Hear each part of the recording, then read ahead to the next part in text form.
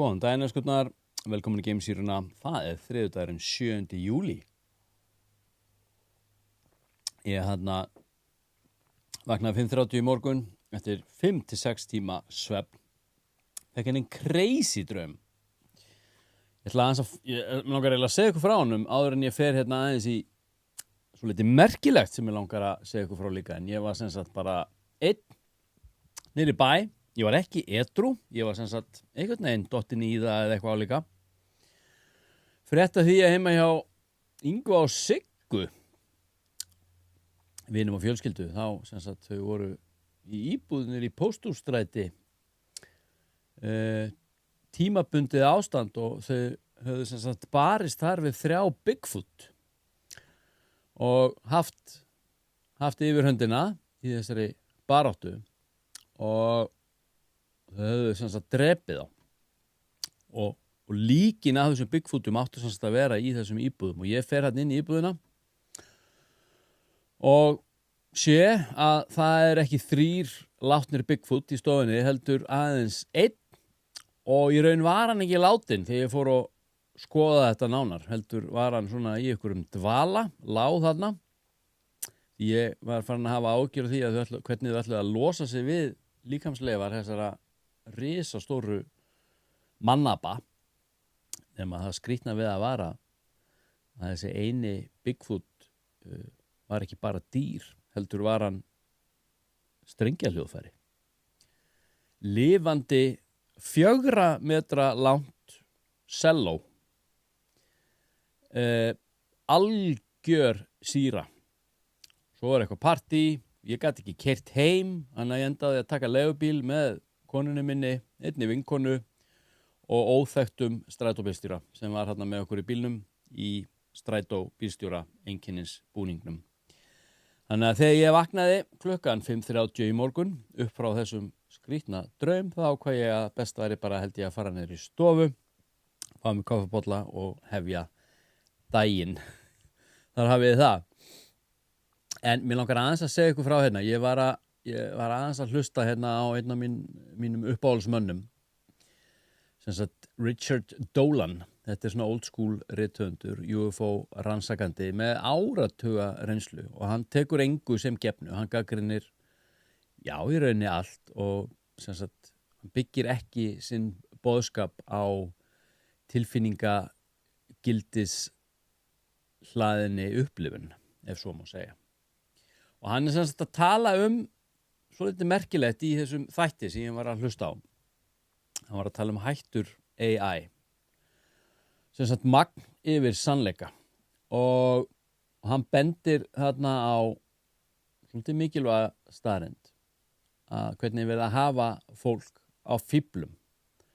Og hvernig hversu hættulegt það fyrir mennst samfélag þegar að svona samfélagslega afstaða bara einfaldlega brengluð á lygi. Það verið að hafa okkur á fíflum og ekki bara í UFO-málunum, heldur líka bara í alþjóðapólitík og alls konar svona, afstöðu í alls konar pólitískum og svona millilanda deilum, stríðum og svo framvegis. Og við erum að tala þarna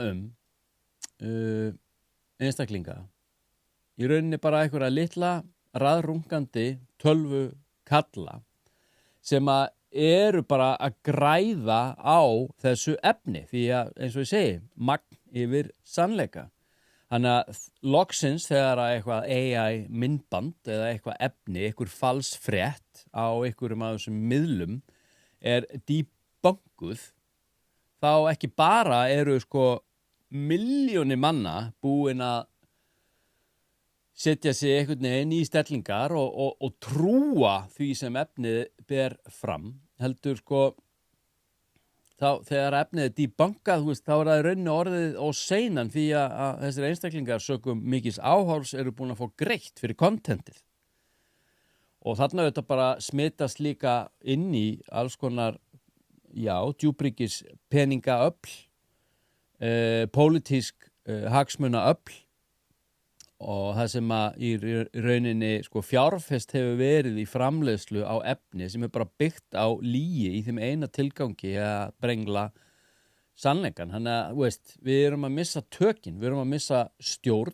og þetta er einhvern veginn það eina sem krefst í þessu samhengi og sérstaklega þegar maður er að skoða mál eins og ég, hvað var það UFO og annað, þá verð ég að vera vakandi, ég verð að vera skeptiskur, ég verð að vera athugull, þannig að ég er í rauninni svolítið að hvetja fólk til ábyrgðar og því annars endum við í einhverju óreiðu klösteri, það sem að sannleikurinn ekki skiptir neinu máli.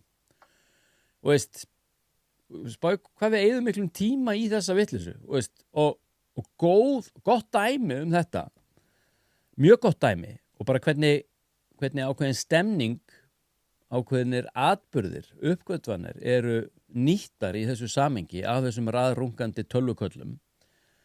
Það er til dæmis eins og með 3i Atlas. Það var nú ekki lítið af efni og skilaboðum sem ég var að fá frá fólki hvað var 3i Atlas þegar það kom hérna inn í sólkerfið okkar.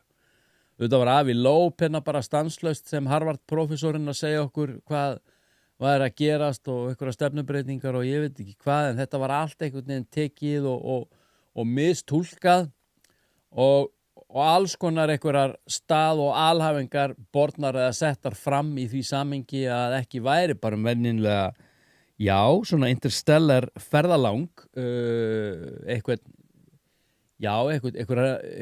nött á leiðinni sólkerfið okkar væri sem sagt að ræða, heldur bara einfaldlega gameskip. Og ég var að fá skilaboð frá fólki sem að bara, hélt ég bara fram að 3i Atlas væri ekki náttúrulegt fyrirbæri, heldur einhvers konar orku jafnandi gameskip með sem sagt, skipstjórum og svo framvegis, einstaklingar sem sögðust verið í tengslum við 3i Atlas og svo framvegis. Og ég er ekkert að gera lítið úr þessum einstaklingum eða einu sinni að halda þið fram að þeir hafi rangt fyrir sér. Ég er bara að segja það að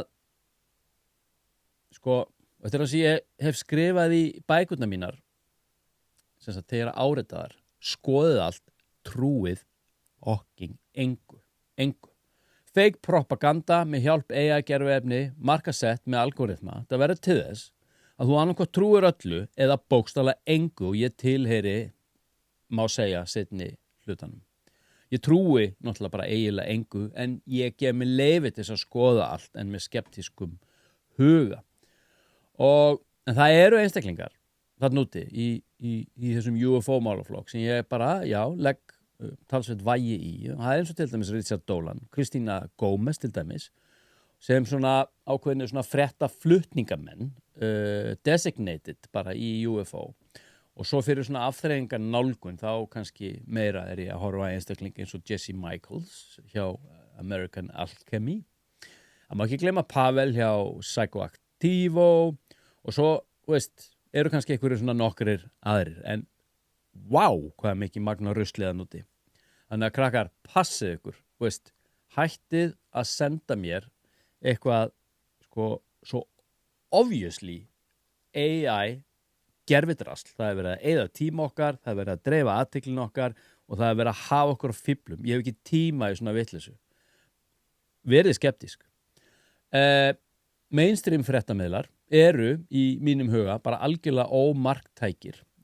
Nema þá kannski sem svona einhvers konar fréttaþullir á efni sem að ég vil meina að djúpríkið eða einhvers konar skuggaafl kynnir fyrir okkur pupulnum og það þarf að taka þetta allt með fyrirvara og ekki síst efni frá mainstream fréttamiðlum. Þannig að ég tek efni inn frá mainstream fréttamiðlum og þá í þeim tilgangi að sjá sannleikan í lyginni því það er alveg mikilvægt eins og að finna sannleika í sannleika. Í rauninni er ekki hægt að finna sannleika í sannleika. Þú getur aðeins fundið sannleikan með því að sjá lygina. Þannig að þetta var hann Richard Dolan að tala og ég bara, algjörlega sammála, algjörlega. Hann var líka að tala annað og það er MJ-12 skjölin, eða Majestic 12 og ég skrifaði, sem sagt, ég held í síðasta kafla í bókinni UFO 101, þá skrifaði ég Roswell og Majestic 12 skjölin. Þetta eru sem sagt skjala sem að eru sögð hafa verið leynileg frá bandarískum stjórnvöldum þá rannsóknir af myndum UFOs og NHI og þá sérstaklega í tengslum eða stofnað í kjölfarið á Roswell-atvikinu 8. júlí 1947. Margir hafa haldið því fram að sem sagt, þetta séu falsanir, en ef svo þá er þetta með eindæmum vel gert. Þetta eru sem sagt skjöl sem að komu út 1984, það var sem sagt UFO-rannsakandinn Jamie Sandera, hann fékk sem sagt nafnlausan pakka með óframköllum 35 mm filmum í póstlúgunni og þegar filman var sem sagt framkölluð komu fram ljósmyndir á myndum leyniskjölum og þar að meðal svo kallar Eisenhower Briefing Document sem ég skrifaði líka mjög ítarlega í UFO 101 og Truman Forrestal Memo.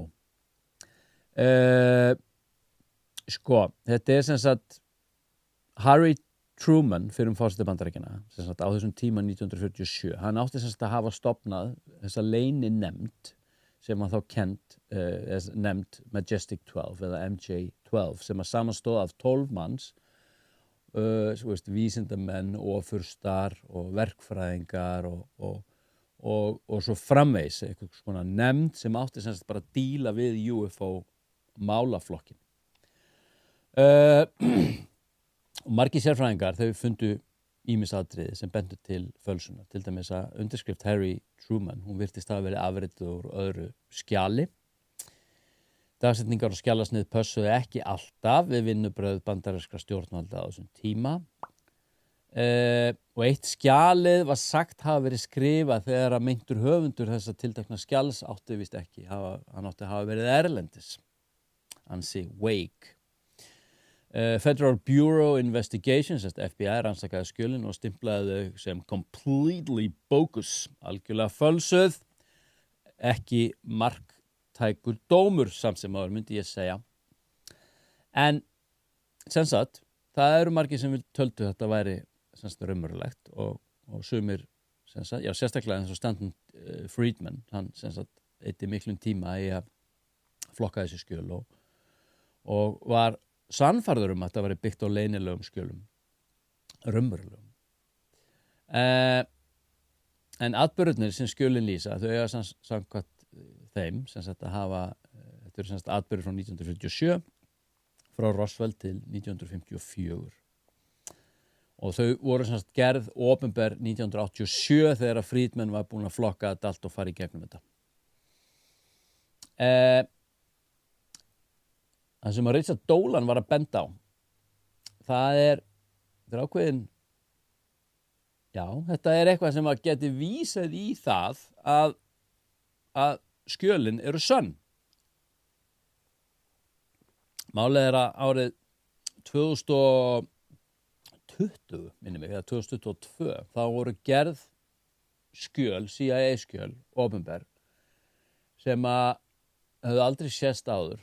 Og í þessum skjölum kom fyrir talnarunnan 834021 bandstrygg og svo einhver önnur talnarunna, þryggjast á að talnarunna, það getur verið, talnarunna getur verið svo hljóðandi 834021 bandstrygg 328, 239, 330 og þetta er einhvers konar skjalastýringarnúmer, en sem sagt fyrri runan 834021 er einhvers konar svona hvað ég segja svona móðurflokkun sem sagt á vegum CIA og þetta sem sagt samsvarar sem sagt þetta er raunverulegt stjórnunar og skráningarnúmer í skjölum sem að hefur verið birt í þessum bandarísku skjalasöfnunum og það sem að er sem sagt að koma fram núna að þessi talnarunna 834021 bandstrygg önnunúmer kemur ítrekað fram í þessum MJ-12 skjölum sem að er mjög dularfullt því að fyrstu CIA skjölin sem gerð hafa verið opinber sem innihalda þessa skjalaflokkuna talnarunu kom fyrst út árið 2020 og 2022 sem þýðir að þegar skjölin kom í hendurnar á þessum einstaklingum árið 1984 þá var það ekki public knowledge, þá vissi í rauninni enginn af þessari talnarunu sem bara hvað ég segja, flokkunar staðrend innan gagnasafna leyniþjónustunnar eða CIA sem að gera það verkum að sko bendi til þess að það er mögulega og ég ítreka horfa skeptískt alltaf allt með fyrirvara ég er ekki að halda þið fram að það sé sönnun en ég er að halda þið fram að þetta er það dularfullt að það er hæpið að tilviljun sé að ræða. Þú veist, ef falsarinn vissi semst ekki að þessu kerfi árið 1984, hvernig í óskupunum gat hann nota þetta númer. Þannig að þetta er sem sagt ein helstu rök í dag þeirra sem að telja að þessi skjöl byggja á raunverulegum skjölum. En annars hafa þessi skjöl, þau hafa verið metin út frá letugerðum sem stemma á við leyniskjöl þess tíma. Rit, véla, sporum, pappír, orðalag, dagsetningar, stimplar, undirskriftir og svo framvegis. Þannig að þetta þykir mér áhugavert. Þetta er eitthvað sem að, eins og segi, þetta eru hluti sem ég er tilbúin til að skoða. Alveg klárlega. En það er sem sagt svolítið að koma í ljós að núna á þessu ári að gríðarlega mikið af díteilum sem að komu fram og ég get til dæmis nefnt því með Virginia-málið sem ég skrifaði í UFO 101. Þetta bara einhvern veginn er að koma fram í dag sem sko nánast, ég ætla að leyfa mér að segja óvéfengjanlegar staðreyndir sem auðvitað bara byggist auðvitað samt sem áður alltaf á því að ég trúi einhverju frásögn eða einhverju miðlun á upplýsingum sem eru auðvitað alltaf skeptísk og þar að leiðandi okkur ber að taka öllu með fyrirvara. Meiri segja því sem að ég er að segja hérna og held fram í geimsýrunni. Þetta er aðeins upplýsingagjöf og svo er það bara ábyrgð hvers og eins að taka við efninu meta það, íhuga það og ef að fólk getur, ég meina við erum bara misjöfn, komist að einhvers konar niðurstöðu en niðurstaðan er alltaf svo sjúklega hættuleg því hún felur í sér að maður býr sér til eitthvað svona hugmyndafræðilegan sýndarveruleika sem segir að eitthvað sé satt og eitthvað sé rangt og það er bara því miður í dag. Það er ekki hægt, sérstaklega á tímum þar sem við erum mögulega eins og ég var að tala hérna í hlaðvarpinu í gær. Við erum mögulega að tala að við sem einstaklingar sem á heild að við erum að búa okkur til raunveruleika í gegnum hugsun og tungumál sem að er náttúrulega svo weird að ef ég fengi hérna bara sönnun fyrir því sem ég var að segja hérna akkurat núna, ef ég fengi það bara sannað fyrir mér hér og nú ég myndi ekki einu sinni mæti vinnun á eftir. Skiljið. Þetta bara grefur undan allri þeirri heimsmynd, þeirri sko efnisveruleika heimsmynd að ég myndi bara standa hérna eftir, bara óviss það hvort að jegið hérna í þessu holdi sé yfir höfuð raunverulegt. Það er nú bara þannig. Herra, þetta var Geimstýra dagsins, það er 8. júlí á morgun, 79 ára afmæli Roswell atviksins, við ætlum að fylgjast spennt með, það verður spennandi að sjá hvort að hinn athyglis-sjúki Donald Trump komi með einhverja svakalegt Disclosure Day ræðu í Ankara í Tyrklandi, þar sem hann tekur þátt í NATO ráðstefnu málþingi, eins og þið vitið NATO sumir vilja kalla varnarbandalag, aðrir vilja kalla óskup venjulegt hernaðarbandalag. You choose. Ef þið viljið fylgja geimsýrunni á TikTok þá er það UFO geimsýran, YouTube það er Þvottahúsið, Geimsýran, þar sem að Geimsýran í boði þvottahús Samsteypunar. Og svo það ég, Gunnar Dan, á Facebook. Þar birti ég alla þætti sem Reels. Elska ykkur, það næst. Namaste.